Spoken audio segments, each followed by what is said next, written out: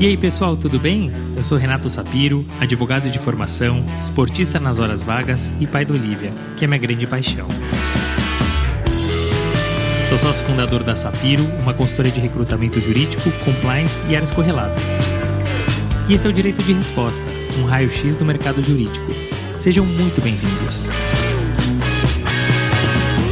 Esse é um podcast leve e informal, onde falaremos com os principais personagens desse meio sobre carreira, tendências e, claro, curiosidades. E esse é um podcast quinzenal, então já sabe, temos um encontro marcado segunda sim, segunda não.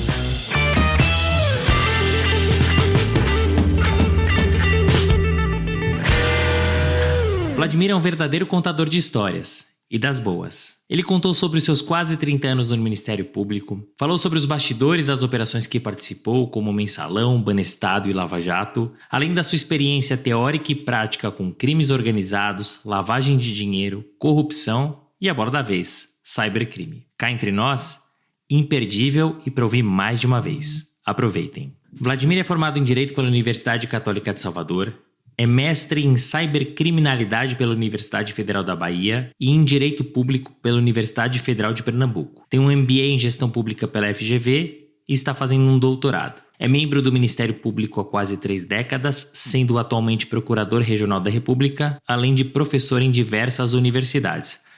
Ufa! Mas melhor que ouvir de mim, vamos ouvir dele. Vladimir, muito obrigado por ter aceitado o convite do Direito de Resposta. Muito bacana ter você aqui, um procurador regional da República. E eu sei que você tem muitas histórias bacanas para contar, que os ouvintes mais gostam aqui. Então, muito obrigado. Vai ser um prazer bater esse papo com você. Obrigado, Renato, pelo convite. É realmente um prazer para mim participar aqui do Direito de Resposta. Muito bem. A gente sempre começa com uma pergunta clássica sobre planejamento de carreira, né? Você se formou em 92, em 93 você já se tornou membro do Ministério Público e atualmente você é Procurador Regional da República em Brasília. Essa trajetória, Vladimir, ela foi planejada e, caso contrário, quais eram os seus outros objetivos? Ela foi, Renato. Eu no começo da minha carreira, ainda como estudante, claro, a gente tem que estagiar. Eu fui estagiar no escritório de advogado, de um primo meu que é advogado na Bahia, em Salvador. Mas eu vi que a minha vocação mesmo era para o serviço público naquele momento. Então, a minha perspectiva foi a de entrar no Ministério Público, isso por influência de pessoas do núcleo gravitacional da minha família e também por influência de meu pai, que era sociólogo e tinha uma visão muito interessante dos aspectos da intervenção que o Estado pode ter positivo em políticas públicas. Então foi por isso que eu escolhi o Ministério Público no início e primeiro eu entrei pelo Ministério Público Estadual, né? E depois é que eu vim para o Ministério Público Federal, começando lá por Foz do Iguaçu. Muito bem. Vi que o direcionamento da tua carreira, uma vez que você fez a faculdade de Direito, foi super planejado, né? Mas e fazer faculdade de Direito, isso foi planejado? Também foi planejado.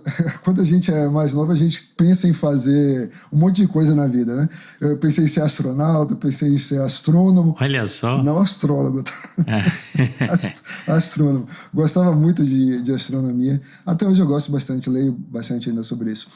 Medicina até passou pela minha cabeça, mas na adolescência já eu me decidi pelo direito, também por influência do núcleo familiar, porque embora meu pai fosse dessa área de humanas, mais sociologia, eu tenho um tio, na verdade 2 tios que são advogados e vários primos que também são advogados. Então essa tradição familiar pesou, só que eu não fui para a área privada, eu vim para a área pública, o que me agradava mais naquele momento. Muito bem, olha, 100% de planejamento no pré e no pós, muito bom. E você tem uma carreira acadêmica super forte, né? Porque você é formado em Direito na Universidade Católica de Salvador, você é mestre em Cybercriminalidade pela Universidade Federal da Bahia em 2003, porque a gente está falando disso agora, 20 anos depois, hein? Isso me chamou muito a atenção. Também em Direito Público pela Universidade Federal de Pernambuco, você tem um MBA em Gestão Pública pela FGV e calma, tem mais, e você está fazendo um doutorado, né?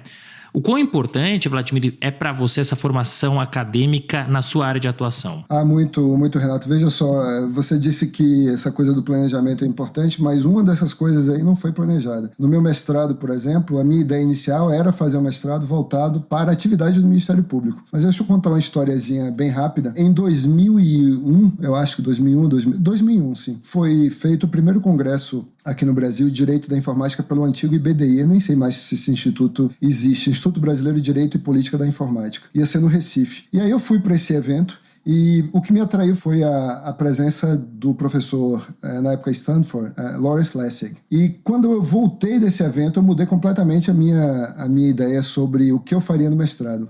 Foi aí que eu decidi fazer cibercriminalidade e foi um problema na época porque era difícil encontrar alguém que pudesse lhe orientar e também quem pudesse compor a banca, né? E para resolver uma parte do problema, um dos professores da minha banca foi um engenheiro da computação.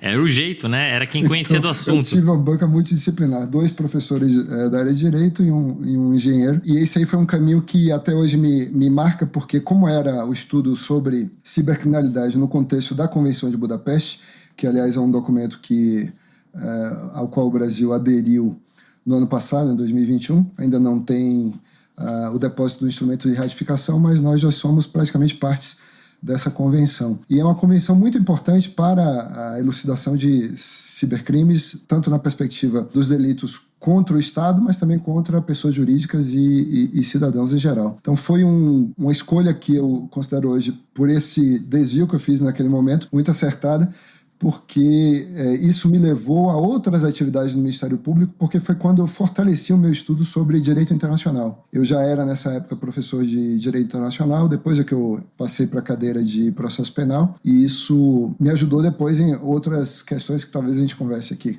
na atividade do Ministério Público. E a gente vai falar muito sobre isso, porque é um tema que gera muita curiosidade, mas me chamou realmente a atenção você enveredar para uma área que hoje é a bola da vez, mas 20 anos, imagino que, foi o que você falou, não tinha quem compor sua banca, né? Eu ganhei um computador em 1985. Era um daqueles computadores, aqueles tecladinhos assim, que hoje a capacidade de processamento de um celular, sei lá, ruim, é muito maior do que aqueles computadores da época. E fiz um curso de programação em Basic, em 1985, 86, por aí. E aí, daí em diante, eu sempre gostei de tecnologia e foi por isso que eu acabei, nessa hora, escolhendo esse tema para minha dissertação. E para responder mais precisamente a sua pergunta, eu acho que conciliar essas duas coisas, especialmente para quem está no serviço público, mas evidentemente também para quem é da iniciativa privada, conciliar uma carreira acadêmica com a atividade de advogado, a atividade de defensor ou de membro do Ministério Público ou de juiz é essencial, porque as novidades são muito grandes, né, nesses últimos 30, 40 anos, e eu até vejo pela minha própria situação. Quando eu entrei no Ministério Público em 93, eu me sentia um grande generalista. Aquela ideia de que você sabia tudo, né, de todas as áreas. E hoje você olha para trás e você vê, puxa vida, não sabia de nada, e é importante hoje que você mergulhe em certos segmentos, que você seja realmente um especialista e não um generalista. Os generalistas hoje eu acho que perderam muito espaço em função dessas complexidades hoje de proteção de dados, cibercriminalidade, inteligência artificial, o mesmo direito penal econômico ou as questões de combate à corrupção. Um generalista, ele não navega por esses campos como um especialista navega. Não, sem dúvida, né? Porque quando você é um especialista, você consegue mergulhar muito mais fundo, né? Quando você é um generalista, você vai conhecer um pouco de tudo, né? Mas é natural, é impossível conhecer com profundidade. Você vai conhecer um pouco de forma mais rasa. A gente falou da tua formação acadêmica, mas você também é professor, né? Falando um pouco do magistério, você é professor de processo penal na Universidade Federal da Bahia, de lavagem de dinheiro e cooperação internacional na IDP e em proteção de dados, que a gente falou agora, na PUC do Rio Grande do Sul. Essa parte do magistério, né, quão relevante ela é para a sua profissão, claro, e por que você optou por dar aulas? Para se manter atualizado é importantíssimo para qualquer profissão, para mim é essencial. Ensinar lhe obriga a aprender, e só ensina quem consegue dedicar algum tempo para aprender e depois compartilhar essas compreensões ou pelo menos essa visão parcial, visão setorial do mundo com os estudantes e discutir isso com os alunos. E é também um ato de entrega também, né? Porque você também tem que se dedicar, não é só a hora da aula, você tem que se preparar para isso. Preparar antes e depois. E como é que eu comecei? Eu comecei a ser professor ainda quando eu era estudante, na verdade, porque eu não sei como é que se chama aí, como é que vocês conhecem isso, mas na Bahia a gente chama aquele professor que dá aula para alunos que têm dificuldade, aula de reforço, né? Nós chamamos de aula de banca. Então eu comecei como professor de banca. Então fazia aulas de reforço, gostava muito da aula para adolescentes e crianças. E eu vi que eu tinha jeito para coisa, que eu tinha muita paciência e tal. E aí, na primeira oportunidade que eu tive de fazer um concurso público para professor, que foi em 1999, eu fiz. Só que eu entrei pelo Direito Internacional Público. E até hoje eu combino essas duas disciplinas nos textos que eu escrevo e também nas aulas que eu dou. Eu sempre trago uma visão do regime jurídico internacional, do direito comparado. E isso me ajudou muito nas minhas atividades posteriores no Ministério Público. Depois de uns anos é que eu fui fazer o concurso para professor de processo penal, que hoje é a minha disciplina principal. E eu comecei na Universidade do Estado da Bahia e depois que eu ingressei na Universidade Federal da Bahia. E isso me abriu outras portas para ir para outras matérias para além do processo penal, como crimes digitais, como cooperação internacional, que é um tema que eu leciono, técnicas de investigação, para cursos policiais também, não só para a área jurídica propriamente dita. E mais recentemente, voltando um pouco aí a 2003, quando eu fiz a minha dissertação, trabalhar um dos pontos que já aparecia lá na Convenção de Budapeste, que tem 22 anos agora, que é a proteção de dados. A proteção de dados é essencial para a atividade econômica. As empresas não conseguem realizar plenamente suas atividades produtivas transnacionalmente na sociedade globalizada sem que haja um livre fluxo de dados na sociedade internacional. Então é preciso que nós tenhamos um marco jurídico, um marco institucional adequado para isso. E o tema que eu tenho lecionado é justamente transferência internacional de dados, que tem um foco, um pé no campo econômico e um outro pé na atividade de persecução criminal. Porque você tampouco consegue obter provas no exterior com facilidade, como deve ser para lutar contra terrorismo, lavagem de dinheiro, etc., sem que haja marcos jurídicos adequados de proteção de dados nas duas jurisdições que cooperam. Muito interessante. Você sabe o que me chama a atenção na sua resposta? Você fala de aprendizado, né? Que quando você ensina, você aprende, você tem que se preparar. E eu fiz a pergunta, e já agradecendo aqui o Thiago Sombra, sócio do Matos Filho, que nos apresentou, eu fiz essa pergunta para o Thiago, que ele é professor também, e a resposta foi muito parecida. Ele falou, Nato, eu aprendo. Eu me atualizo. Isso. E eu me atualizo para o escritório, para as coisas do meu dia a dia do trabalho também.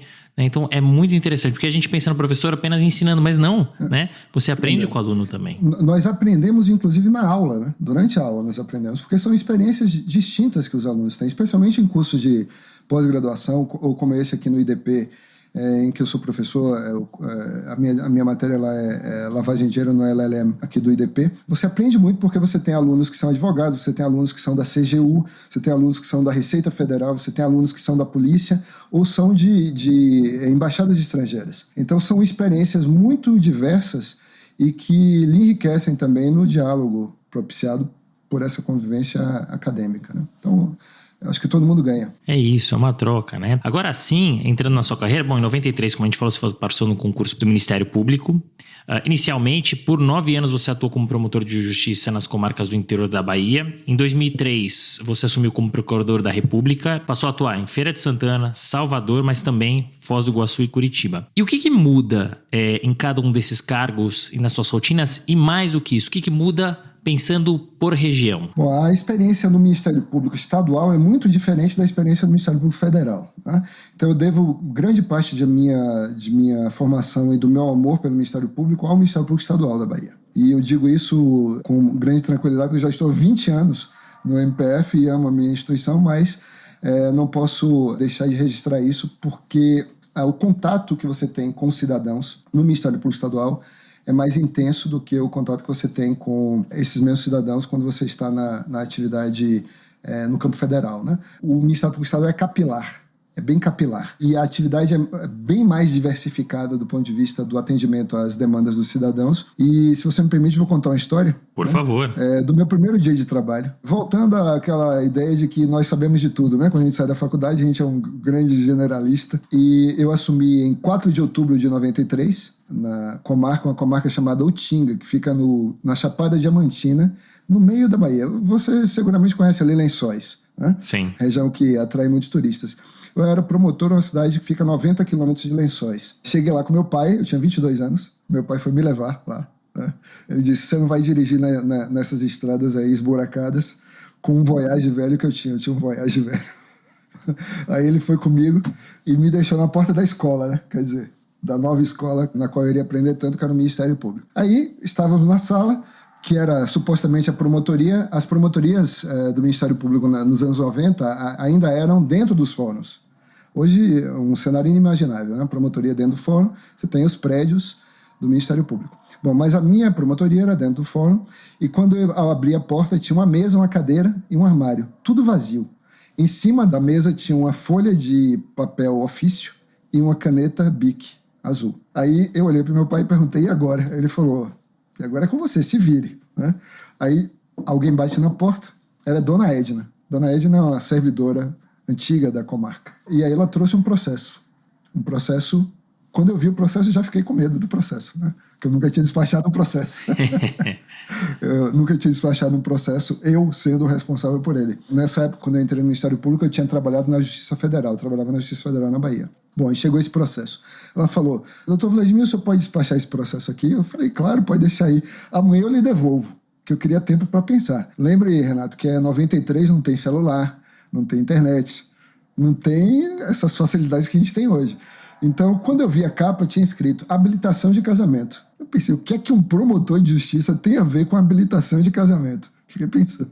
E eu não fazia a mínima ideia, embora eu tivesse sido bom aluno de direito civil, eu não fazia a mínima ideia do que é que um promotor de justiça fazia na habilitação de casamento. E muita gente não sabe que, para casar, o promotor de justiça tem que dar um parecer na habilitação de casamento. E aí, eu pedi que ela voltasse depois, mas o depois foi no dia seguinte, para eu poder pesquisar o que é que eu tinha que escrever. E sabe qual era o meu parecer? Tão difícil, o processo tão difícil? Tinha umas 4, 5 folhas. Nada a opor. Nada a opor ao casamento, porque a gente tem que dizer se existe algum impedimento para o casamento. E assim, era algo que eu não fazia a mínima ideia e que era uma coisa corriqueira no trabalho dos promotores, e é uma coisa corriqueira no trabalho dos promotores de vara de família ou registros públicos, né? Então é uma experiência muito diferente, muito diversificada, de lidar com questões que nós não vemos no Ministério Público Federal, e também o cenário. O cenário os cenários pelos quais eu passei foram cenários também muito diferenciados no interior da Bahia, porque a gente pensa, Bahia ou São Paulo, não é tudo igual, né? Cada região tem a sua particularidade. Eu passei pela Chapada Diamantina, depois eu fui pro sertão baiano, e então quando eu passei no Ministério Público Federal, eu fui para Foz do Iguaçu. Mas por que eu escolhi Foz do Iguaçu? Quando nós temos que indicar a localidade na qual nós vamos ser lotados, você tem algumas opções. Eu tinha a opção Belo Horizonte, eu tinha a opção São Luís, pela minha posição no concurso, né? Fiquei, acho que em 7º lugar, se não me engano. Então eu podia escolher uma cidade como Belo Horizonte. Eu morava em Salvador. Mas eu não quis escolher Belo Horizonte nem São Luís, numa capital. Eu quis escolher Foz do Iguaçu. Por quê? Porque seria um desafio, Renato. Qual seria o desafio? Lidar com o caso Banestado. Na época da minha escolha, o caso Banestado estava gerando uma série de polêmicas no Brasil. E para mim seria desafiador porque eu ia trabalhar num caso que envolvia tanto os aspectos de processo penal quanto de direito internacional. As duas matérias das quais eu gostava muito. E lavagem de dinheiro, que era uma outra questão que eu gostava muito também e continuo gostando até hoje. Então eu escolhi essa cidade que não era assim, uma das preferenciais dos concursandos da época e fui trabalhar lá. 2 meses depois, o Procurador-Geral da República, Geraldo Brindeiro, designou uma força-tarefa do caso Banestado. E como eu era o promotor natural, um dos responsáveis pelo caso Banestado em Foz do Iguaçu, onde ele estava na época, eu fui indicado para trabalhar nessa força-tarefa, em Curitiba. Isso foi em maio de 2003. Aí, em setembro, onde é que eu estava? Eu já estava em Nova York, fazendo a investigação, pegando provas para esse caso do Banestado, para que nós pudéssemos propor as ações penais em Curitiba com os documentos obtidos nos Estados Unidos. Você vê uma decisão de enfrentar um desafio, leva a outros desafios e uma diversidade da sua carreira, né? Porque nos meus 10 anos no Ministério Público Estadual, eu não tive oportunidades como essa que eu tive no Ministério Público Federal, e foram muitas missões no exterior. A partir dessa, essa foi a primeira.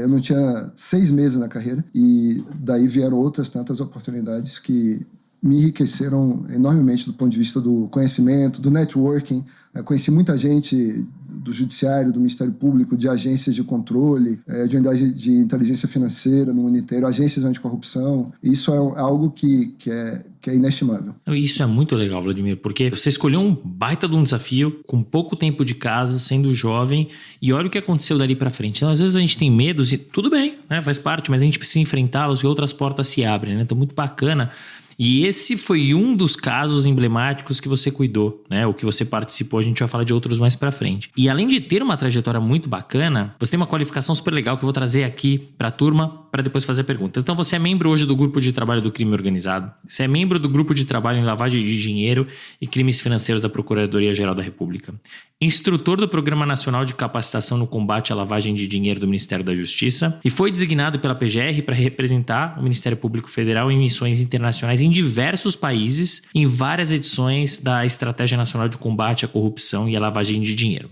Além de tudo isso, Vladimir, você possui diversos artigos publicados, enfim, em obras coletivas e também na internet sobre cybercriminalidade, lavagem de dinheiro, crime organizado, processo penal, terrorismo e cooperação internacional. Ou seja, são temas que geram muita curiosidade, né? Mas, enfim, falei tudo isso para te fazer a seguinte pergunta. O que te motivou a dirigir a sua carreira profissional e acadêmica para este campo que hoje é tão difundido, né? Do cybercrime, da proteção de dados, mas também do combate à corrupção, do crime organizado e lavagem de dinheiro? No caso da corrupção, Renato, por uma percepção, e não é uma moda para mim, não é uma moda de agora, né? É algo que eu já vinha estudando há muito tempo, desde a época que eu era do Ministério Público Estadual.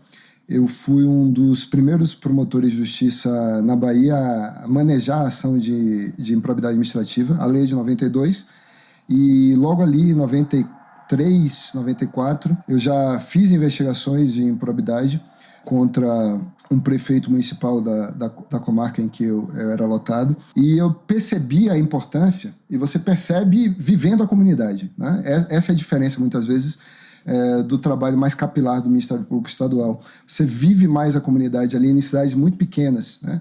Essas comunidades são comunidades de 20 mil, 30 mil habitantes no interiorzão do Brasil, e você consegue perceber quão importante é qualquer desvio que haja do dinheiro público. Qualquer desvio que haja do dinheiro público. Porque qualquer desvio que há do dinheiro público, naquilo que já faltará ainda mais. Faltará ainda mais para a educação daquelas crianças, para a infraestrutura básica. A gente não pode esquecer que infraestrutura, sei que você entrevista muitos advogados da área econômica e advogados muito bem sucedidos no grande Brasil, né? Essa pequena infraestrutura das cidades do interior do Brasil é essencial para o desenvolvimento do país. A gente às vezes não percebe como uma pequena ponte, como uma pequena rodovia, será fundamental para que aquela pessoa que vive ali no meio do mato, ela possa colocar a produção dela no mercado mais vantajoso para ela. Eu falo pequenos produtores mesmo, artesãos e produtores agrícolas, e não são os grandes empresários do agronegócio brasileiro. Então isso é essencial para essas pessoas, é essencial para o agronegócio, é essencial para essas pessoas. E a gente percebe o impacto. E o que me moveu naquele momento foi um pequeno escândalo de corrupção, mas para aquela comunidade era terrível. Um município chamado Bonito. Na Bahia tem um município chamado Bonito também. O prefeito, ele desviou dinheiro da assistência social para pagar tratamentos de saúde para os próprios filhos. Então você tirar dinheiro, um prefeito municipal, tirar dinheiro da assistência social de pessoas miseráveis para ele economizar um dinheiro que ele poderia ter despendido do próprio salário, isso me machucou muito. E eu comecei a estudar mais o tema corrupção aí. E quando você começa a estudar corrupção, isso lhe leva a estudar lavagem de dinheiro. E aí, quando você entra no Ministério Público Federal, você tem que cair, como eu caí em Foz do Iguaçu, criminalidade econômica lá é um negócio, direito tributário, e aí foi uma coisa puxando a outra, uma disciplina puxando a outra, pela conexão que há entre elas.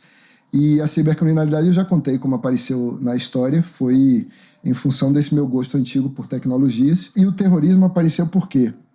Apareceu também por causa da ligação entre corrupção, lavagem de dinheiro e financiamento ao terrorismo, né? Aí você tem que buscar também se capacitar nessas áreas. Porque eu gosto de participar do debate público, eu sou muito ativo no Twitter, por exemplo. Eu gosto de participar de discussões públicas, seminários, congressos. Então, se você não se preocupa em se formar, né, você vai ser um palpiteiro. Eu só gosto de dar palpite naquilo que eu minimamente saiba um pouquinho, para não cair naquela frase do sapateiro não vai além das suas sandálias, né? Então eu não falo sobre direito previdenciário, eu não falo sobre direito trabalhista, eu não falo sobre aquilo que eu não tenho a mínima ideia do que é. Eu acho que isso é importante.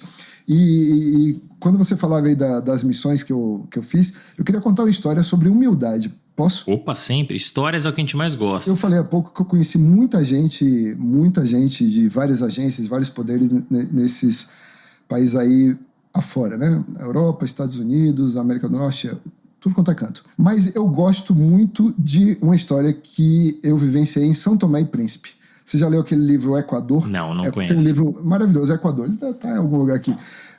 O livro Equador conta a história de um cidadão português que é mandado por uma companhia marítima trabalhar em São Tomé e Príncipe, muitos anos atrás. São Tomé e Príncipe, eu estive lá tem uns 5, 6 anos, pela primeira vez, talvez mais um pouco. E é um país muito pobre, é uma ex-colônia portuguesa como o Brasil foi, e é um país que é um país insular e tem um Ministério Público que é muito pequeno. O Ministério Público deles tem 18 membros. 18 membros, o Ministério do país inteiro. Povo muito simpático, lembra muito o povo da minha terra, que é a Bahia. E nós fomos lá para fazer uma capacitação, porque essas atividades internacionais do Ministério Público Federal não são apenas atividades investigativas, de produção probatória, mas são também atividades de cooperação sul-sul. A ideia de... O Brasil já tem um status internacional que permite ajudar outros países, né? Especialmente os países da Comunidade de Países da Língua Portuguesa, CPLP. Então nós fazíamos muito isso durante a minha gestão na Secretaria de Cooperação Internacional. Eu fui assessor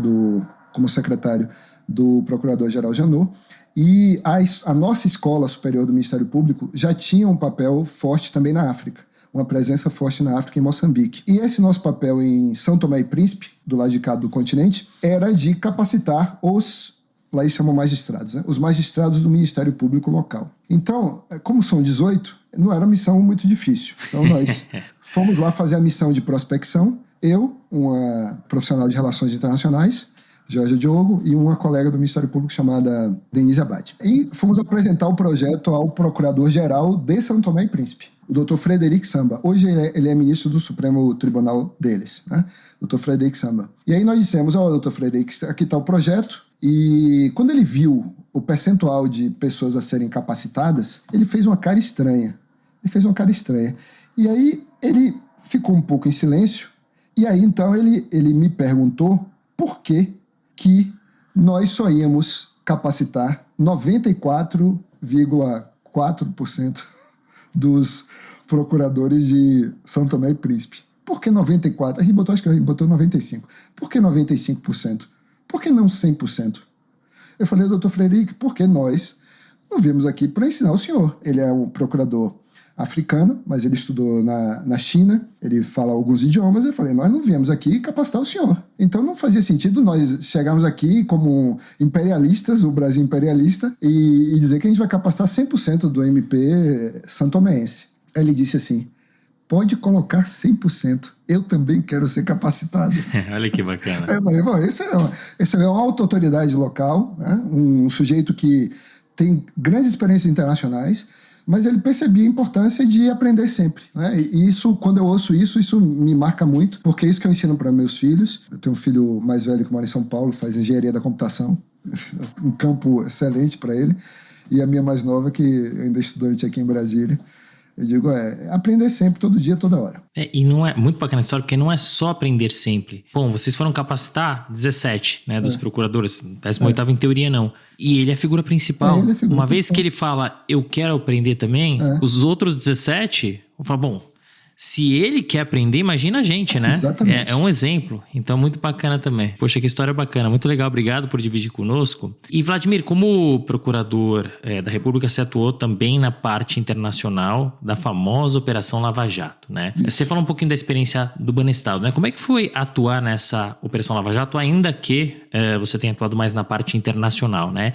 Já que essa operação ela é tida como um divisor de águas, né? Por atingir pela primeira vez em cheio, talvez aí a alta classe política e gente muito importante. Como é que foi essa experiência? Você consegue contar um pouquinho dessa vivência, dessa rotina de bastidores, eventualmente? E para fechar, eu sei que você atuou mais na parte internacional, mas até por envolver a classe política, a gente sabe, enfim, como é que tá o Brasil, essa divisão toda. Como é que você fez para se blindar? Muito bem. São duas experiências diferentes, viu, Renato? Uma como membro de uma força-tarefa, eu fui do Banestado. Então ali você realmente está com a mão na massa. e vai atrás da prova e é tudo de sua responsabilidade. Outra experiência, como foi a minha nesse outro momento, que foi o momento da Lava Jato, foi uma experiência como supervisor de uma área do Ministério Público, da área nacional do Ministério Público Federal de cooperação internacional. Então eu cuidava de todos os casos de cooperação internacional do MPF com a minha equipe. Eram cerca de 40 pessoas nessa época. E um dos casos, mas ainda assim o mais importante na cooperação internacional, era a Lava Jato. E por que era o mais importante? Porque, veja, o Banestado, que até 2014 era o maior caso de cooperação internacional do Brasil, teve 180 pedidos do Brasil para o exterior. A Lava Jato, no ano passado, tinha alcançado a casa dos 700 pedidos. Então, para ver a dimensão das coisas. E a pena que eu não tenho um mapa aqui para mostrar, mas um caso como o Banestado, que era o maior caso de cooperação do Brasil até então, né? Hoje ainda é o segundo. Ele alcançou países, sobretudo países do Caribe, as Ilhas Virgens Britânicas, Ilhas Caimã, e os Estados Unidos, um pouco o Paraguai também. Já a Lava Jato, não, alcançou todos os continentes, uma quantidade imensa de países e jurisdições muito diferentes umas das outras. Por exemplo, Singapura e Estados Unidos, ou países como a Noruega e aqui o Peru, nosso vizinho, né? Então, é uma dimensão jamais vista e é um caso de cooperação em que, diferentemente dos outros, o Brasil foi muito demandado. Então, se a gente diz a Lava Jato terminou no Brasil, acabou e acabou tristemente, como se percebe. Mas a Lava Jato continua existindo, inclusive com esse nome, ou com o nome caso Odebrecht, em outros países. O Peru é um exemplo. O Peru é um exemplo, é um país que tem a sua própria Lava Jato. Países da América Central também conduzem investigações com o nome de caso Odebrecht. E por que conduzem essas investigações? Porque nós exportamos a corrupção. Antes nós praticávamos a nossa corrupção por aqui, e no caso Odebrecht, o que é que aconteceu? A corrupção foi exportada. E aí entra num aspecto muito importante, que é essencial para que nós compreendamos esse fenômeno, que é a falta de compliance.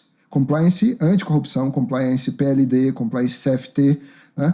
E as facilidades que há para praticar corrupção em países que são institucionalmente frágeis.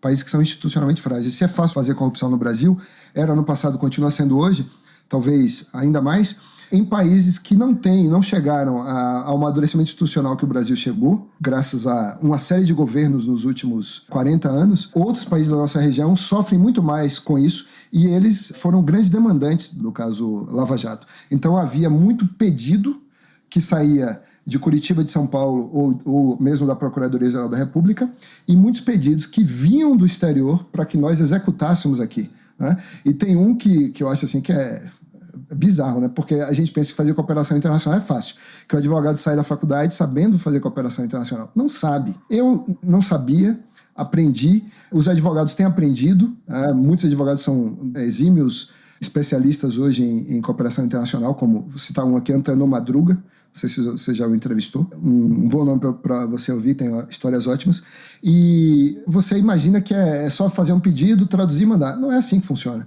Uma vez, na Lava Jato, nós recebemos um pedido a partir do acordo da Odebrecht nos Estados Unidos, na Suíça e aqui no Brasil, aquele acordo tripartite, né, de dezembro de 2016, nós recebemos um pedido, aí eu recebia, porque quando os pedidos vinham do exterior, passavam primeiro por mim, e aí eu mandava para execução em algum lugar do Brasil. O pedido de meu colega em El Salvador era o seguinte: me dê tudo que você tem sobre El Salvador. Eu falo, como é que eu vou dar tudo que eu tenho sobre El Salvador? Primeiro que se eu pesquisar essa palavra Salvador no material da Lava Jato, vai dar uma complicação danada. Você sabe que tem uma cidade chamada Salvador aqui. Então, não é simples assim, né? Você tem que manter contatos prévios, os americanos chamam isso de pre-MLA, a etapa prévia à Mutual Legal Assistance, ou seja, uma etapa anterior à formalização do pedido de cooperação. Então você tem que ter conversas prévias, o investigador e às vezes o facilitador, porque eu era o facilitador, né, do meio de campo. Colocar essas pessoas em contato, criar os mecanismos de interação, examinar as falhas dos tratados internacionais que impedissem a obtenção das provas e resolver o meio de campo na hora H de fazer o pedido. Por exemplo, se alguém foge, um caso importante que eu trabalhei, que não foi na Lava Jato, foi no Mensalão, você não colocou o Mensalão, eu também trabalhei no Mensalão indiretamente, foi na extradição do Henrique Pizzolatto, um dos condenados do Mensalão. E o grande problema inicial era, onde está Henrique Pizzolatto? Aí você diz, o cara fugiu, tem uma ordem aqui de prisão do Supremo, vamos mandar o pedido de extradição. Não é assim que funciona. Você tem que trabalhar com inteligência policial para localizar onde é que o indivíduo estará.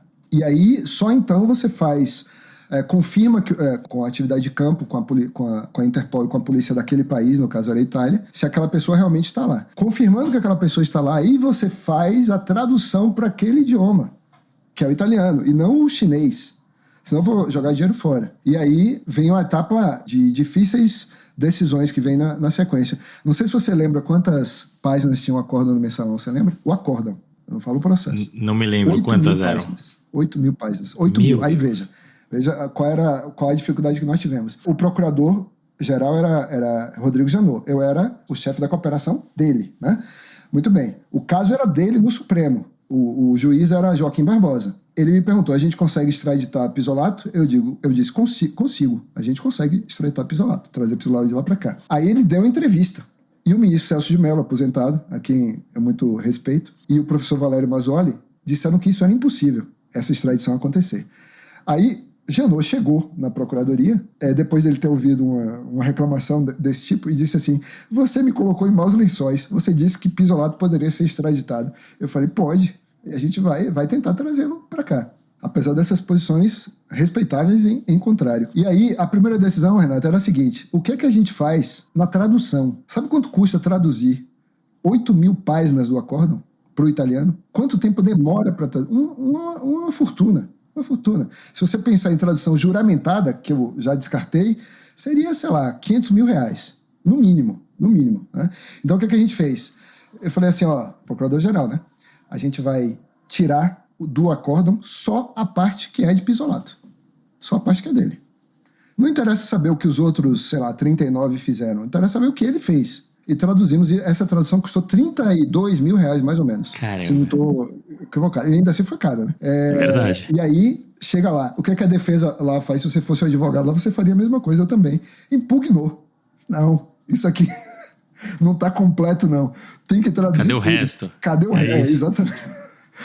Dessa hora, foi em Bolonha, né? Eu fui para Bolonha para acompanhar com o colega Eduardo Pelela, para acompanhar o julgamento lá. A gente suou. E, felizmente, o Ministério Público italiano sustentou nossa posição de que não era necessário traduzir tudo. Não fazia sentido saber o que fulano, beltrano e cicrano fizeram, se não saber o que Pizzolatto tinha feito.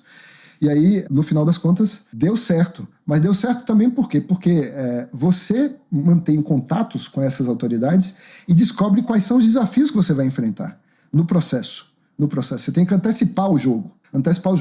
Eles vão alegar isso, isso, isso e isso. Você já tem resposta para isso? Tem, então traduzam. Mas tinha uma resposta que a gente não tinha. Sabe qual era? Que muita gente acha que Pizzolatto não seria extraditado por causa do episódio de Cesare Battisti. E sabe quantas vezes eu ouvi o nome de Cesare Battisti na Itália? Eu fui umas 3 vezes para cuidar desse caso lá. Nenhuma vez eu ouvi o nome de Cesare Battisti. Então, quem lê o jornal acha, não, eles não vão dar por causa de Cesare Battisti, porque o Brasil não tinha entregue o terrorista condenado, né? Muito bem. O que pesou foi o seguinte, no dia do julgamento, eram 3 juízas, é um tribunal de apelação em Bolonha, eram 3 juízas. E esse advogado italiano, a quem eu passei a respeitar muito, porque ele trabalhou muito bem, ele apresentou para o tribunal italiano Pedrinhas, no Maranhão. Lembra de Pedrinhas? Pedrinhas foi o lugar onde se cortaram cabeças no sistema prisional brasileiro. Então, veja, para a gente pegar um corrupto condenado, nós temos que respeitar os direitos humanos, né? Dos presos aqui, porque a Itália disse, eu não posso entregar. Veja que coisa curiosa. Eu não posso entregar a Itália dizendo para o Brasil. Eu não posso entregar Pizzolatto para vocês, porque ele pode ser colocado numa unidade prisional como essa, ou como ou parecido, ou nela mesma. E isso é contrário à Convenção Europeia de Direitos Humanos. Nós não podemos fazer isso. E aí nós perdemos no primeiro julgamento. Nós só fomos ganhar no segundo julgamento, na Corte de Cassação em Roma, porque aí já nós tivemos que gastar mais dinheiro do contribuinte aqui para fazer inspeções em 2 presídios em Santa Catarina e uma inspeção aqui na Papuda. Eu fui pessoalmente na Papuda para filmar e traduzir o vídeo para o italiano, para apresentar ao tribunal dizendo, a Papuda não é Pedrinhas e essas 2 penitenciárias de Santa Catarina, ele era de lá, né? Por isso que a gente escolheu Santa Catarina, também não são Pedrinhas. Então vocês podem mandar para cá que ele será colocado numa dessas unidades aqui. E além disso, o procurador-geral na época e o ministro da Justiça também na época tiveram que fazer garantias específicas de que isso seria assim como nós estávamos dizendo. Então, só assim que ele foi extraditado. Então, a gente acha que basta seguir a regra do tratado. Às vezes tem problemas que você não consegue nem mapear, embora nós já tivéssemos mapeado 80% do terreno. Sempre haverá surpresa e a gente tem que estar preparado para a surpresa, e inclusive do ponto de vista orçamentário, né? Felizmente a gente tinha orçamento para responder a essas exigências de última hora. Caramba, que história legal, Vladimir. E ela se conecta muito com outra história, com a mesma história, na verdade, né, do Cesare Battisti, que quem contou que foi na Borbulhões, que foi o advogado da Itália. Sim. E ele falou exatamente isso. Ele falou, se eu fosse seguir as regras lá, o que está escrito, eu não teria conseguido a extradição. Então ele contou em 20 minutos, assim, fantástico, toda a estratégia, como ele costurou tudo e como ele conseguiu a extradição, que é um pouco do que você está trazendo nesse outro caso. Muito interessante. É assim que funciona. Então, o diálogo, e aí eu acho que isso sai para outras coisas na vida, viu, Renato? Manter esse diálogo. Alguém diz, o combinado não sai caro, né? As pessoas costumam dizer isso. O combinado não sai caro. E não é propriamente combinar, mas é conversar antes para ver quais serão os desafios que você terá que enfrentar e se preparar para eles, né? E não menosprezar nunca o adversário, né? Minha carreira, eu gosto muito de júri, né? E uma vez eu menosprezei um advogado no júri, né? E logo no início da minha carreira. E depois dessa lição que eu recebi, perdendo o júri, eu nunca mais menosprezei ninguém. Você pode estar diante de um grande advogado e ele ser péssimo no júri. E você olhar para o sujeito e falar, pô, eu nunca ouvi falar desse cara, eu nunca vi ele fazer júri. E ninguém nunca mencionou esse cara como um tribuno do júri. Ah, vai ser fácil esse júri. Perdi o júri. Né? E o cara arrebenta, é isso. Você nunca pode menosprezar seu adversário, por menos preparado que ele possa parecer. Né? É isso. Sempre há surpresas. É o tal do Kinder Ovo, né? É verdade. Muito sempre bom. Há surpresas. Muito bom. E você sabe que, bom, a gente tá falando um pouquinho de Lava Jato, muito legal essa história que você contou. E a Lava Jato, ela gera mixed feelings, né? Tem gente que ama, tem gente que odeia, mas tem muitos criminalistas que defendem que a Operação Lava Jato ela foi um erro, que foram cometidos excessos. E também tem pessoas que vão um pouquinho além, criticam a Operação Lava Jato por eventualmente ter causado uma crise econômica. Tendo atuado no formato que você falou na operação, qual que é a sua visão sobre a Lava Jato? Olha, eu tenho uma visão crítica da Lava Jato, e essa visão crítica não significa ser inteiramente positiva nem inteiramente negativa, porque você pode ser crítico e ver pontos positivos e ser crítico e ver pontos negativos. Esses pontos negativos podem ser justos ou injustos. Então vamos lá. Do ponto de vista da estruturação do trabalho, né, um grupo de especialistas que se voltou para investigar um caso que, naquele momento, cuja dimensão não se sabia, né, não se sabia a dimensão que teria e onde chegaria. Né, porque é bom lembrar que em meados ali de julho de 2013, quando a população estava na rua reclamando aí em São Paulo por questões de 20 centavos, eu acho que era, né? Não era isso? Era. 20 centavos. Que o pessoal falava, não são só 20 centavos, isso, né, que o pessoal falava. Exatamente. Os ônibus, é isso. Então foi assim que começou essa história, não esqueçamos. Né? Que foi assim que começou essa história. O povo na rua, em 2013, fazendo protestos, começou aí, espalhou por Porto Alegre, Salvador, o Brasil inteiro. E aí a agenda anticorrupção apareceu, e apareceu também a PEC 37, que procurava naquela época retirar o poder de investigação do Ministério Público. A gente não interpreta o mundo por fatias. Né? Interpreta e 10 anos é até pouco para interpretar esse caso. Né? Então, voltemos até mais tempo. Mas fiquemos por ali. O senador Renan Calheiros, que era o presidente do Senado, para responder às demandas populares, ele chama dois projetos para votação. Um era o projeto de lei da Lei Anticorrupção Empresarial, que hoje é a Lei 12.847. E o outro era a Lei 12.850, de 2013, que é a Lei do Crime Organizado. Essas leis foram sancionadas pela presidente Dilma Rousseff ali em julho, agosto, não lembro o mês exatamente, segundo semestre de 2013. Uma investigação da Polícia Federal já estava em curso, que era uma investigação sobre doleiros. Coisa que a gente sempre fez, né? Investigação sobre doleiros. Os sujeitos aqui do posto, aqui em Brasília, né? No Eixo Monumental. Bom, e aí se descobre aquela figurinha carimbada, que já era a figurinha carimbada do Banestado, que é o doleiro Alberto Youssef. Bom, aí se montou a força-tarefa. A estrutura que o Ministério Público tinha na época era a mesma que sempre foi, montar forças-tarefas. Então esse tipo de organização do trabalho é interessante, mas ela não pode durar muito tempo. Esse foi um erro. durar muito tempo uma força-tarefa, porque a força-tarefa é essencialmente provisória. Então deveria ter sido remodulado o trabalho para que ele tivesse uma permanência maior, como o Estado de São Paulo fez muitos anos atrás, criando os GAECos, como outros países fizeram, criando procuradorias anticorrupção. A ideia de procuradorias anteriores, gerais, era criar a Procuradoria Nacional Anticorrupção. Para mim seria a melhor ideia, criar uma Procuradoria Nacional Anticorrupção. Mas aí tem alguns problemas de desenho, de design, que demandariam tempo, etc. Então precisava responder de imediato. Então organizar especialistas para lidar com o tema. Isso é muito bom. Os especialistas usaram que técnicas? Consenso. Pesou muito a escolha do consenso, a colaboração premiada que acabou de ser criada pela lei de 2013, né? E a leniência que acabou de ser criada pela outra lei de 2013. Então, essas duas leis determinaram as eleições, as soluções que iam ser dadas na investigação da Lava Jato. Tanto que os primeiros acordos, eles são ainda de 2014. São os dois primeiros acordos de Alberto Youssef e Paulo Roberto Costa. Primeiro Paulo Roberto Costa, ali julho, e depois Alberto Youssef. Mas o curioso, Renato, é que o terceiro pilar, eu pontaria 5 pilares, eu já falei uma equipe bem capacitada.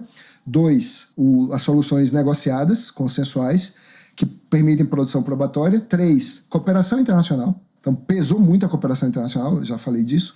E o curioso é que o primeiro pedido de cooperação internacional da Lava Jato não é Brasil exterior, é da Suíça para o Brasil. A Suíça faz um pedido para o Brasil e esse pedido diz respeito a Paulo Roberto Costa, né? O que deflagra uma série de pedidos que aproximam muito o Brasil da Suíça. Então foi o nosso principal parceiro na cooperação, sem dúvida. Muita gente acha que foi os Estados Unidos, que foram os Estados Unidos, não foram. O principal parceiro do Brasil foi, sem dúvida nenhuma, a Suíça. E o Brasil, sendo fornecedor de provas, o nosso principal parceiro foi o Peru, né? Também não foram os Estados Unidos. Os Estados Unidos ajudaram muito em outros tantos casos, especialmente cibercrime, terrorismo, tráfico de drogas, tráfico de armas, mas na Lava Jato eles têm um papel secundário, o papel prioritário é, sem dúvida, dos suíços.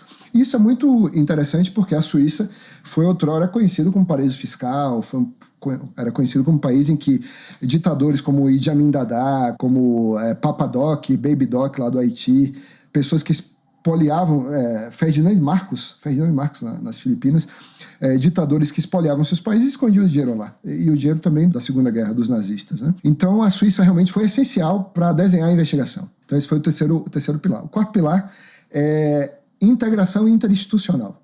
Não é só o Ministério Público. É o Ministério Público com a polícia, o Ministério Público com a Receita Federal, o Ministério Público com outras agências. Mas tudo isso que eu estou lhe dizendo não foi inventado pela Lava Jato. A Lava Jato tornou isso mais conhecido e fez numa dimensão que nunca tinha sido feito antes. Outros casos brasileiros já tinham testado esses pilares, né? 4 pilares.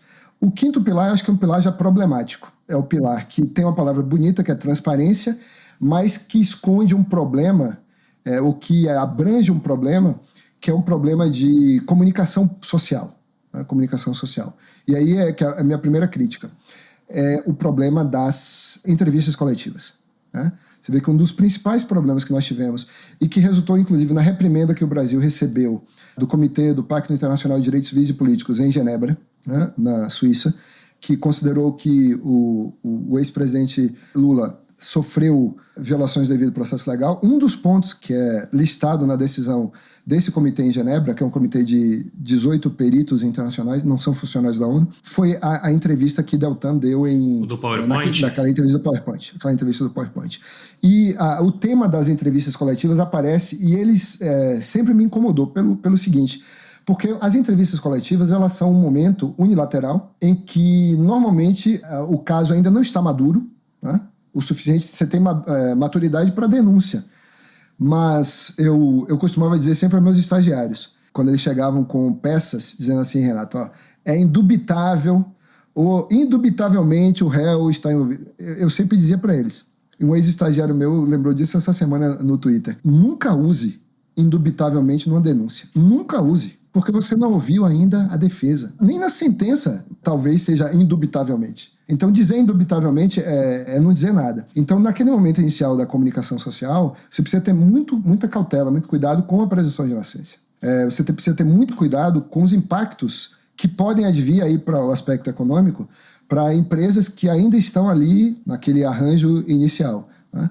Então, é bom porque você dá transparência ao trabalho, é o dinheiro do contribuinte, o contribuinte tem direito de saber o que está sendo feito pelo Ministério Público, o cidadão tem direito de saber o que as autoridades públicas fazem, accountability, a nossa não é vertical, né, é horizontal, você não tem promotores eleitos, você não tem juízes eleitos. Então, se você não tem esse tipo de accountability que é propiciada pelas eleições, você tem que ter uma accountability pela exposição das entranhas do caso, para que a população julgue e diga, aqui foi tudo bem, aqui está estranho, né?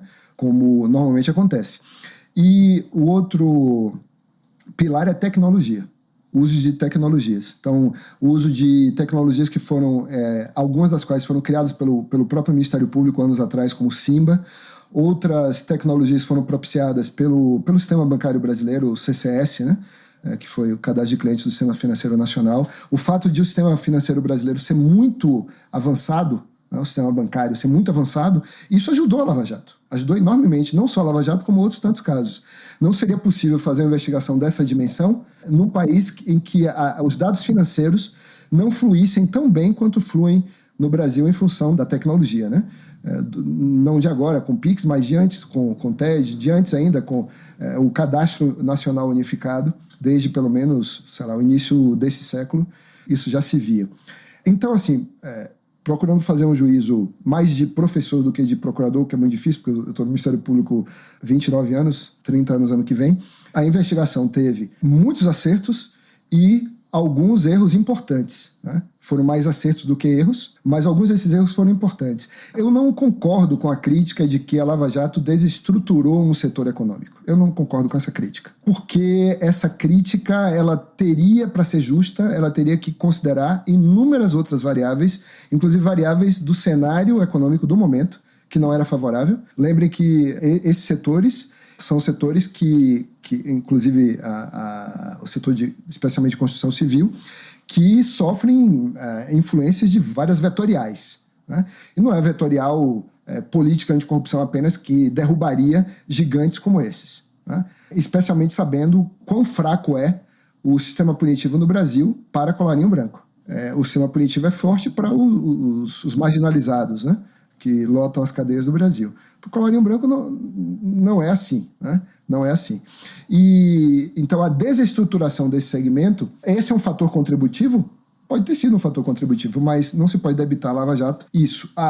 Os problemas da Lava Jato podem estar ligados a devido processo, aí sim, devido processo em alguns casos, né? Violações de devido processo, e uma falha de gestão no que diz respeito à comunicação social e uma falha de gestão no que diz respeito à destinação de valores, como aquela iniciativa de se criar uma fundação em Curitiba, porque na minha perspectiva, o Ministério Público jamais poderia fazer parte de uma fundação que faria o gerenciamento de ativos que foram recuperados na sua própria atividade persecutória, né? Esses valores poderiam ser destinados ao Ministério Público, sim, na forma da Lei de Lavagem de Dinheiro. Artigo 8º lá, artigo 7º, 8º, não lembro qual dos dois, tem um dispositivo que permite que, quando uma instituição como a Polícia Federal, como o Ministério Público, tenha êxito persecutório num caso criminal, parte do dinheiro confiscado possa ser destinado ao seu próprio orçamento. Isso está previsto na lei. Mas não como autogestão, né? Não como autogestão, especialmente você pensar na temática de conflito de interesse, né? Qual é o conflito de interesse substancial aí? Conflito de interesse do Ministério Público fiscalizado pelo próprio Ministério Público. O Ministério Público tinha a obrigação de fiscalizar a destinação dessas verbas, e se era uma fundação, outro Ministério Público teria que fiscalizar também a gestão dessas verbas, o Ministério Público do Estado do Paraná. Então, de modo algum, poderia haver, sentados em cadeiras de gestores, membros do Ministério Público. Jamais, né? Essa é uma crítica que eu já fiz em outros momentos, não estou inaugurando nada aqui, e eu acho que é uma crítica justa, e a crítica também de problemas relacionados a essa comunicação social, porque nós devemos priorizar aqui para que não haja erros, né? Os erros sempre acontecem. Eu sou substancialmente contra a pena de morte, porque pode haver erro, né? Pode ser o pior criminoso do mundo, o pior pedófilo, o pior estuprador, mas pode haver erro, né? E se há a possibilidade de erro, a gente tem que adotar cautela e prevenir os riscos que podem advir com a necessidade de indenização de pessoas que sejam injustamente acusadas com base em falas soltas fora do processo, extra-autos, né? Acho que o modelo não é adequado para o Ministério Público Brasileiro. Pode ser adequado para outras instituições, mas não para o Ministério Público Brasileiro. Muito obrigado, Vladimir. É importante ter, né, essa sua visão e opinião. A gente entrevistou aqui alguns criminalistas que passaram a visão desse lado da mesa, né? E ainda que você não tenha atuado diretamente ali na veia, mas cuidando mais dessa parte internacional da cooperação, você vivenciou, né? E você faz parte do Ministério Público. Então é importante também ter essa sua visão. Já que a gente está falando de polêmica, porque a Lava Jato ela é polêmica, eu vou trazer 3 temas aqui no estilo meio que Marília Gabriela, né? Vou falar o tema e aí você me fala a tua opinião, né? Então o primeiro tema é o seguinte: foro privilegiado, a gente deve acabar com ele ou limitar? Limitar drasticamente para que fiquemos com o presidente da República, presidente das casas do Congresso Nacional, as 2 casas do Congresso Nacional, o presidente dos tribunais superiores, o procurador-geral da República, posso pensar aí presidente de TCU, assim, não mais do que 10 autoridades. As demais, em primeira instância, inclusive eu, que tenho foro no STJ, não me incomodaria de modo algum de ser julgado em primeira instância, e não vou ser julgado porque eu não quero fazer nenhuma bobagem até hoje no fim. Muito bom. Segundo tema, que é ainda mais polêmico: prisão do réu em segunda ou terceira instância. É muito debatido, né? O STF foi segunda instância, aí voltou para terceira, aí fica nessa. Então, que caminho que a gente deve seguir? Bom, esse vai e vem aí, a gangorra processual, né? Gangorra processual, os vais e vens do processo, da jurisprudência. O Supremo foi, durante muitos anos, manteve essa possibilidade de execução penal em duplo grau. Depois, em 2016, voltou atrás. Depois, 2009 primeiro, né? Mudou com o ministro Aros Grau. Depois, 2016, permitiu. E aí, 2019, já não permitiu de novo. O que é muito ruim, porque a composição do Supremo mudou nada, ou quase nada, para ver tantas mudanças em períodos tão curtos de tempo. Eu diria o seguinte: no modelo comparado, você pode sustentar, sem dúvida, eu escrevi sobre isso já, que o duplo grau é o direito, a garantia fundamental, o direito ao duplo grau de jurisdição, não aos recursos anômalos, ou seja, recurso extraordinário e recurso especial. Mas o Supremo já decidiu essa questão, né? Então, a não ser que o Supremo mude de novo mais uma vez, né?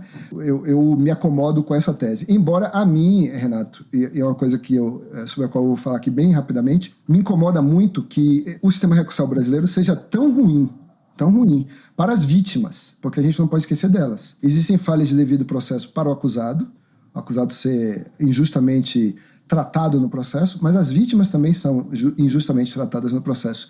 E eu sou vítima de homicídio. Eu estou vivo aqui falando com você, mas eu sou vítima de homicídio.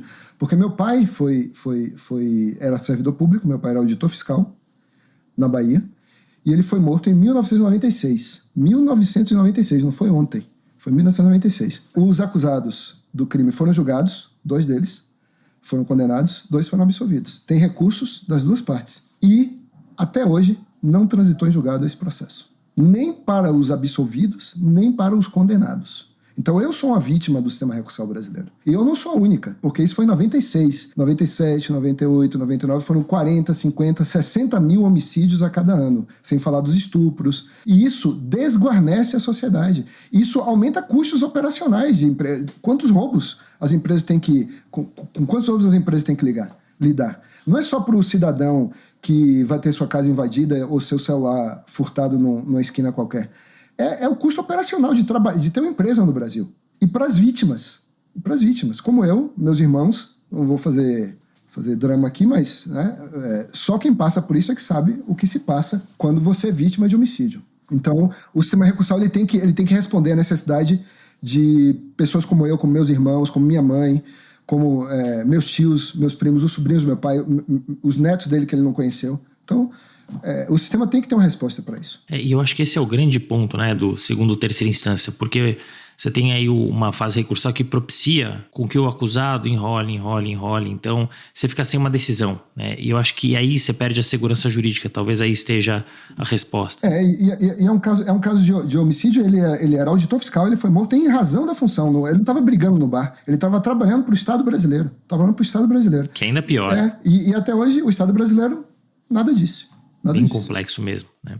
E a terceira e última, você falou, olha, mudou aqui, mudou ali, volta, 2009, 2016 e nem mudou tanto a composição. E aí a gente vai falar de STF e STJ.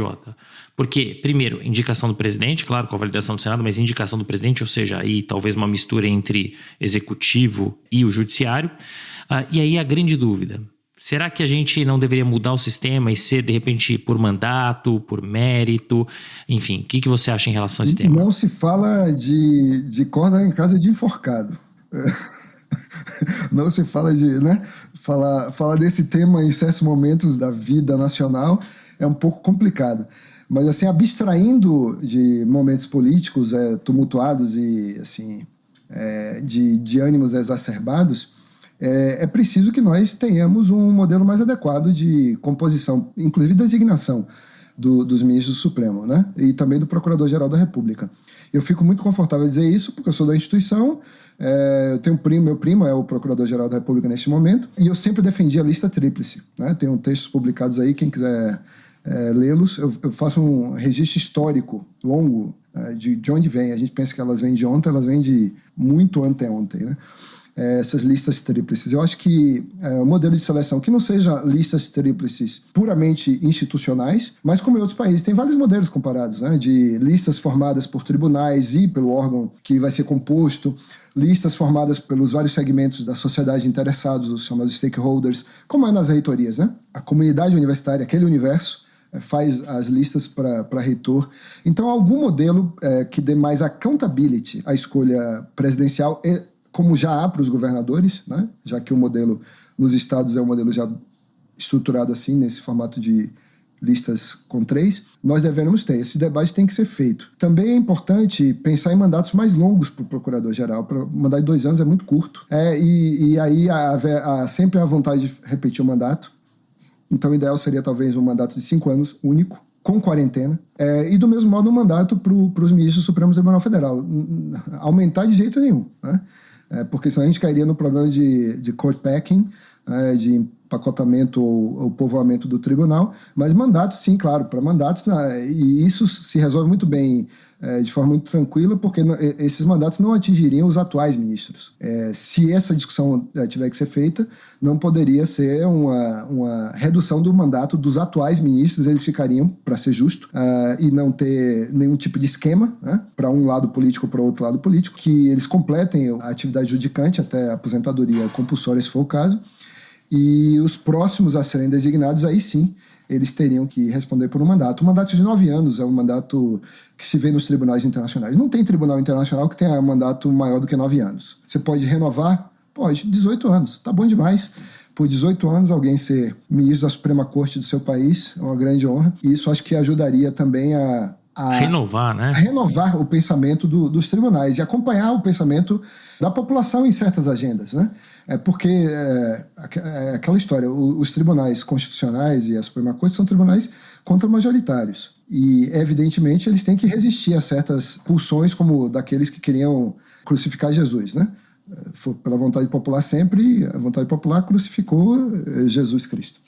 Então, nesse aspecto, precisa haver uma certa resistência. Mas essa resistência não pode ser de modo a um tribunal ficar alheio à comunidade a qual serve, né? Comunidade econômica, comunidade do povo, cidadãos, todos nós, né?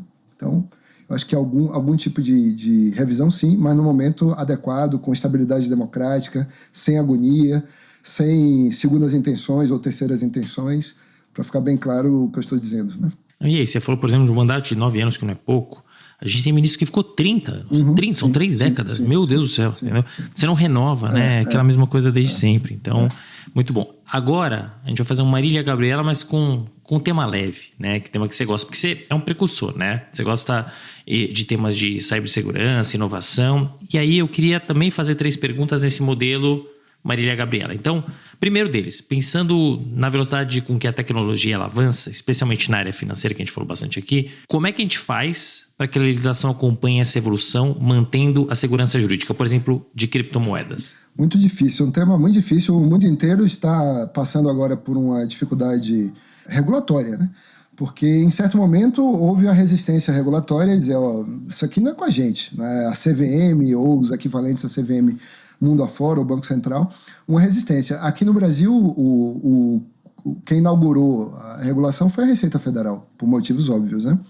Seguindo uma orientação que é a do GAFI. Então, eu acho que desde a mudança da recomendação número 15, que é a recomendação sobre ativos virtuais, novas tecnologias, na verdade, essa recomendação foi alterada para incorporar a necessidade de os sujeitos obrigados, né, bancos, cooperativas, corretoras de valores, casas de câmbio, etc., todos os nichos de mercado, se ocuparem, prestarem atenção nos criptoativos. E aí também estimular as agências nacionais, as várias agências nacionais, SUSEP, Previc, Receita Federal, o próprio CVM e o Bacen, a fazerem seus normativos.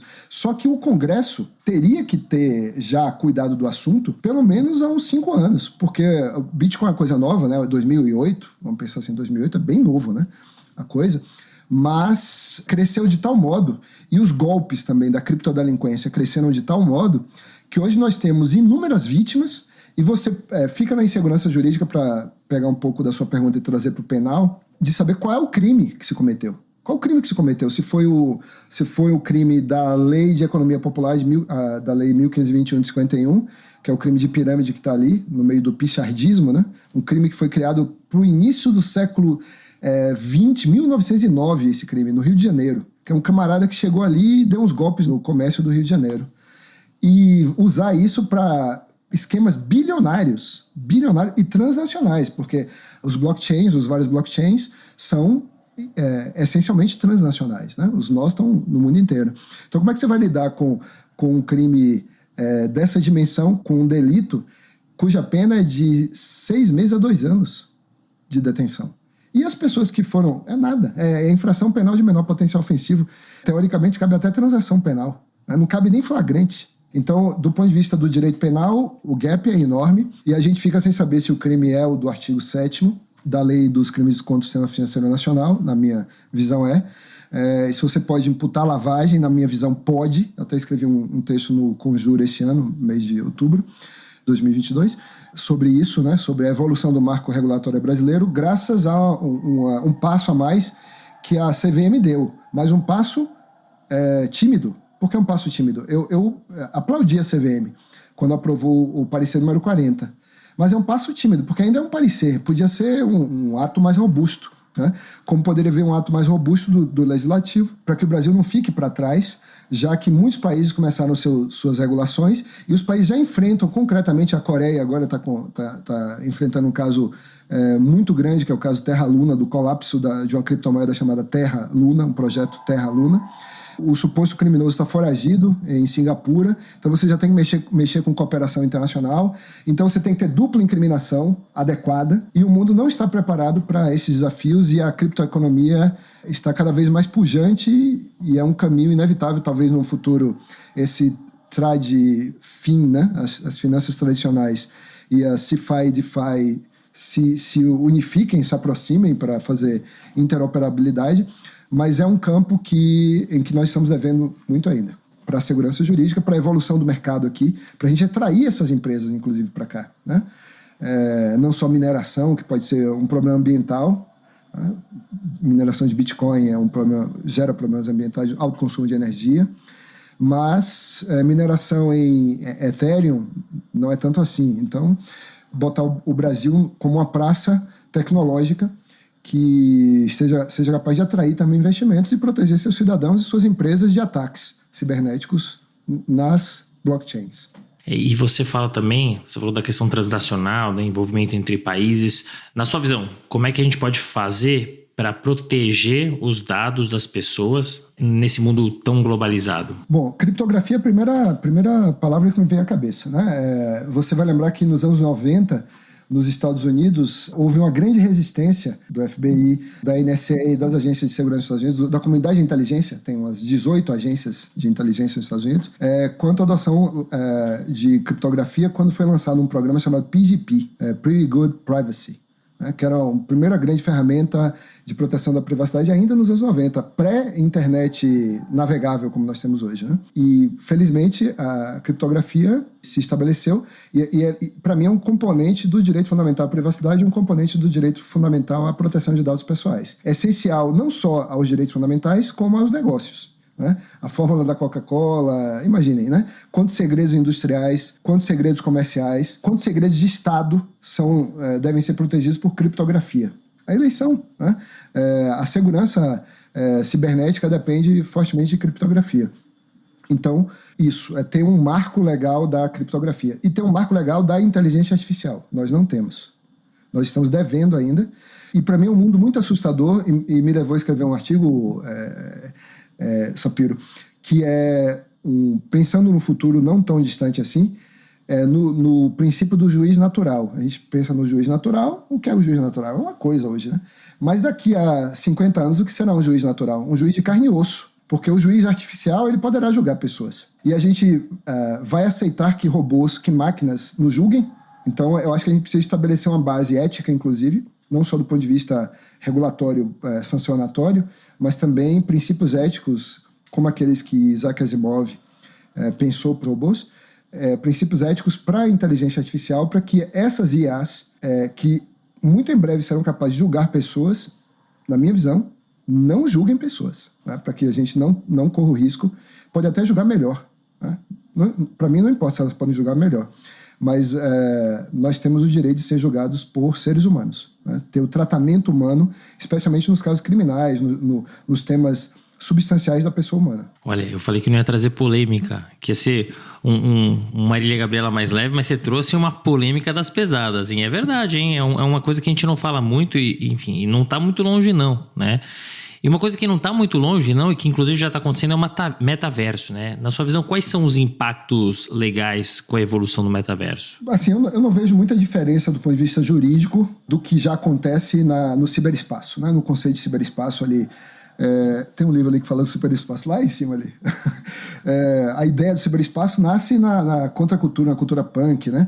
E não vejo muita diferença do que acontece, já está acontecendo, do que pode vir a acontecer no ciberespaço, do que acontece na sociedade. Aquele mesmo dilema do início da internet, da www, de que isso aqui é um espaço sem lei. E em 2001 eu escrevi um texto, está disponível na internet, sobre os crimes de informática, a nova criminalidade, é esse o título, em que eu já dizia que não tinha nenhuma diferença do crime praticado pela internet do crime praticado fora da internet, ou seja, dos ilícitos em geral praticados na internet, dos ilícitos em geral praticados fora da internet. Embora apareça uma nova figura, que são os crimes, os computer crimes, os crimes verdadeiramente digitais, né?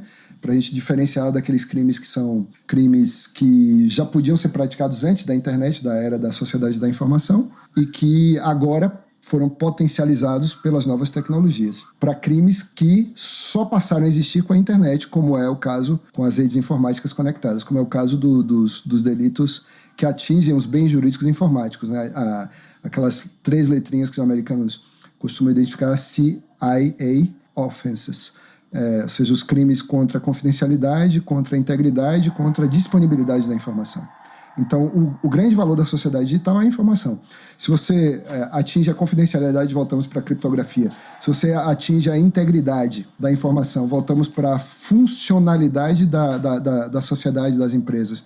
Se você atinge a disponibilidade da informação, quando você quiser usar o WhatsApp, ele não vai funcionar. Quando você quiser baixar algo do Dropbox, ele não vai funcionar. A sociedade para. Bom, agora que a gente já brincou aqui, né, dessas perguntas polêmicas e perguntas que geram muita curiosidade, eu queria fazer uma pergunta final para falar sobre a sua carreira. Você tem uma carreira aqui, enfim, você comentou, ano que vem 30 anos de Ministério Público, né? Carreira que foi planejada até aqui. Como é que você se enxerga nos próximos anos? Até onde você quer chegar, Vladimir? Então, assim, eu já tenho 51 anos e eu já estou começando a contar o prazo para aposentadoria mesmo, né? Então, pelas minhas contas, eu devo me aposentar nos próximos 9 anos, 11 meses e alguma coisa. E assim que isso acontecer, eu pretendo ir para a iniciativa privada, ser advogado, né, nessa área de tecnologias, de proteção de dados, ou na área de PLD, de enfrentamento a essas questões mais ligadas à lavagem de dinheiro. Pode ser no sistema financeiro, pode ser na área mesmo de tecnologia, ou como advogado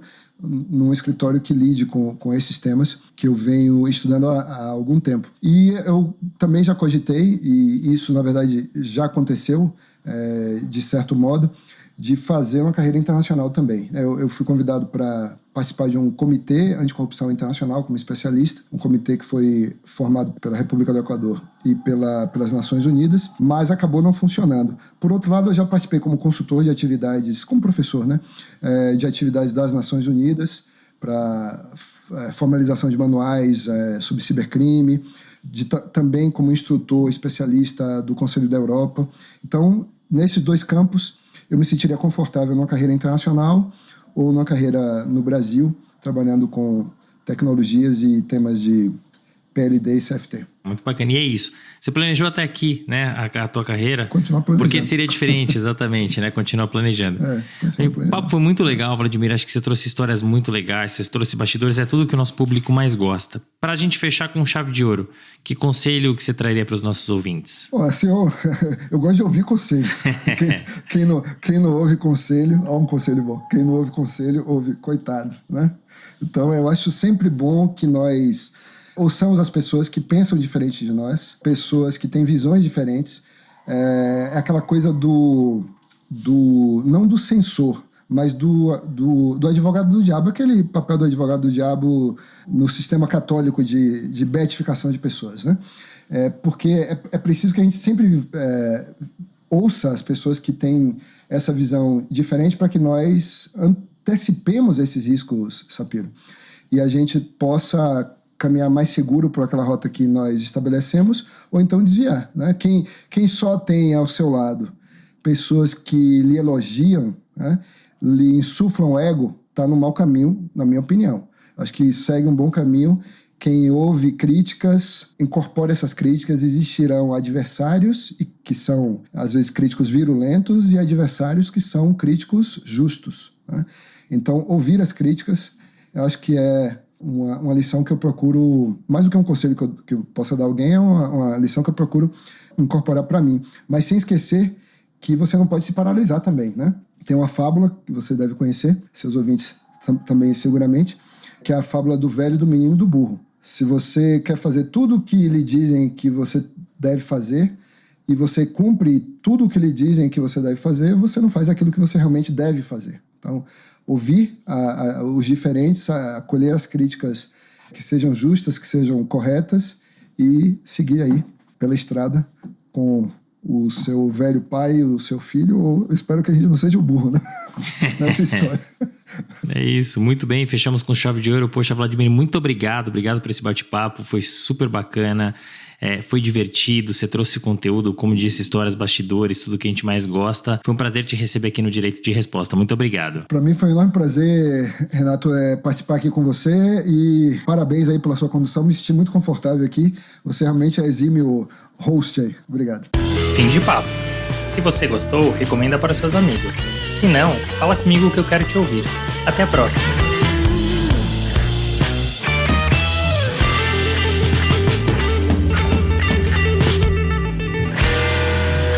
Uma produção Voz e Conteúdo.